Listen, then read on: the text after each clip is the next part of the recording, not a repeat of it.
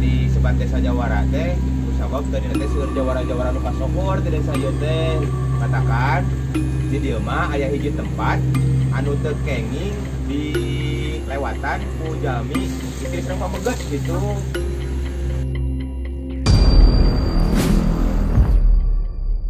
Pikiran-pikiran itu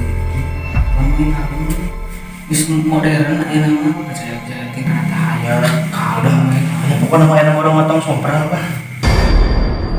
Beda cai, beda tampian, beda tempat, beda adat istiadat. Kau kayak kawan makan dia lah. Jawara teh mana?